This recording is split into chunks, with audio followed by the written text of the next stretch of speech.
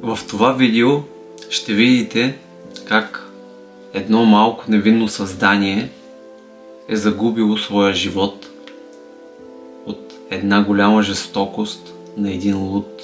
Точно така. Останете до края, за да чуете какво всъщност се случи след като този луд афганистанец отне 2 живота и дали наистина той ще бъде върнат в България и какво се случва. Първо да изразя благодарности на тези, които споделят клиповете, абонират се и така разпространяват това, което правя, да стига до повече хора и да видят реално нещата такива каквито са. Както вече сте видяли, това малко създание загуби своя живот. Своя живот заради това, че се създава една обстановка в една среда, в една държава, наречена Германия, която няма никакъв контрол. Контрол, който е трябвало да бъде налаган, и този въпросен луд от Афганистан прави нещо, което никой не може да си представи, че трябва да се направи. Това е истината. Отнемайки тези 2 живота, той ранява също още 2 човека и така. Какво се случи след това? За момента другите 2 души са в безопасност и няма риск за техния живот. Но всичко това, което се случи след това, е повече от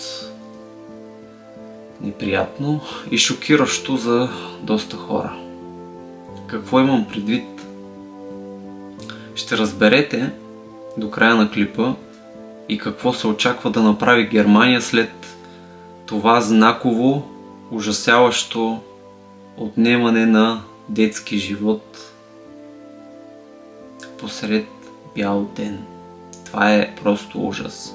Въпросното лице в момента е в психиатрия в Германия и както вече сте видяли от заглавието, има голяма вероятност той да бъде върнат в България, тъй като първоначално той е регистриран като емигрант в България. Какво точно се случва, тепърва ще разберем. Истината е, че ще следим ситуацията, защото такива хора, които са отнели детски живот и живот на човек, който се е опитал да спаси другите деца, те не заслужават капка милост. Аз, гледайки тази снимка, гледайки как невинни деца са лишени от живот, се чувствам изключително зле. И това е нещото, което ни кара да се замислим в какъв свят живеем. Отзвука в Германия е страшен. Всички вече са крайно решени, че трябва да има промяна, че трябва да се случат някакви неща. Искат веднага да се затварят границите, да започнат депортации на всички. Шолц стана луд, полудя. Защо? В преносен смисъл го казвам това нещо. Защо този човек все още е бил в Германия? Той 3 пъти е направил страшни нарушения. Този човек е трябвало да бъде депортиран, но той още е в Германия. И колко още има такива? Знаете ли в какво се превръща Германия? Всички се задават този въпрос, а ужасът става все по-голям, защото майките се страхуват да си пуснат децата в детските градини. До там се стигна след този ужасен инцидент.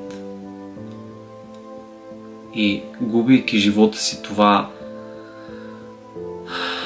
невинно създание, това малко дете, 2 годишно.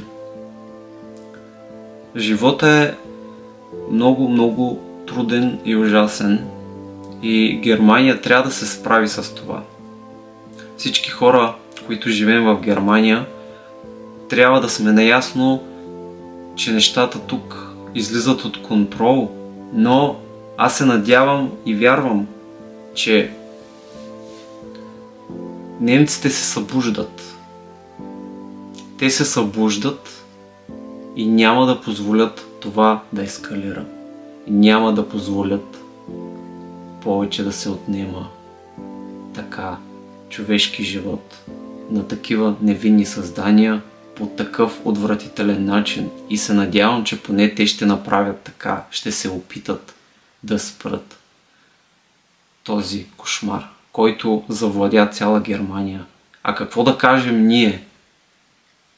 Какво да кажем ние за такъв психопат, който накрая влиза в някаква психиатрия?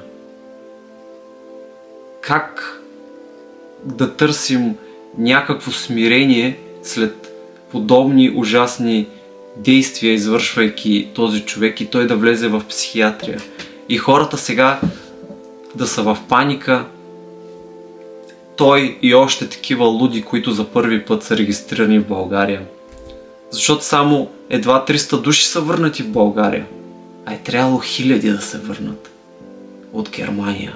И нали знаете, че сега, след тези действия, Германия няма вече да е същата.